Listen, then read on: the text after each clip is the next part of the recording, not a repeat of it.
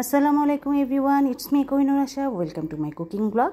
Tilapia মাছ যারা পছন্দ করেন না তারাও যদি এই রেসিপিতে ভর্তা করে মাছটা খান তাহলে কিন্তু অসম্ভব ভালো লাগবে।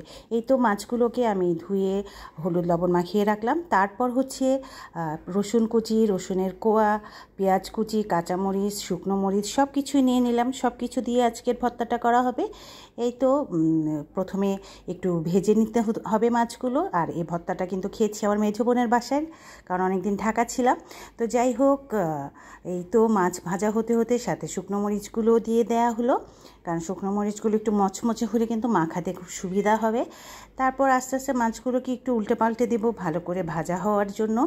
এরপর এর মধ্যে পেঁয়াজ কুচি, রসুন কুচি, তারপর গোটা রসুন সব কিছুই আস্তে আস্তে করে দিয়ে দিব।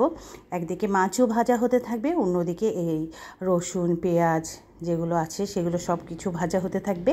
তো মোটামুটি অনেক ভাজা হয়ে গেল। আর আরেক পাশে ধনে পাতাটা কাঁচা রেখে দিলাম।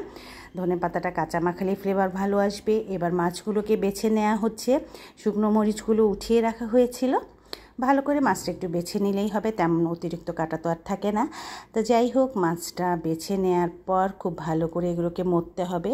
তো শুকনো মরিচগুলো আগে একটু ভালো করে মথে নিচ্ছি ধনে পাতার সাথে, তারপর লবণ। এরপরে আস্তে আস্তে এভাবে সবগুলো মাখাবো, কারণ মাছটা তো আগে বেছে নিয়েছি। তারপরে যে তেলে ভেজেছিলাম সেই তেলটাও একটা বাটিতে নিয়ে আসতে হবে। এই যে আমার বোন করছে, আমি ভিডিও করছিলাম। তো সেই তেলটার থেকে একটু একটু করে তেল দিয়ে যতটুকু প্রয়োজন হয় এটাতে মাখাবো, কারণ না হলে ভর্তাটা আবার বেশি রুক্ষ লাগবে। তো যাই হোক, মোটামুটি আরেকটু তেল লাগলো। তো সেটা দিয়ে খুব ভালো করে মথে নেওয়া হচ্ছে, কারণ এত টেস্ট আপনি গরম ভাতের সাথে খেলে আসলে আর কিছুই লাগবে না।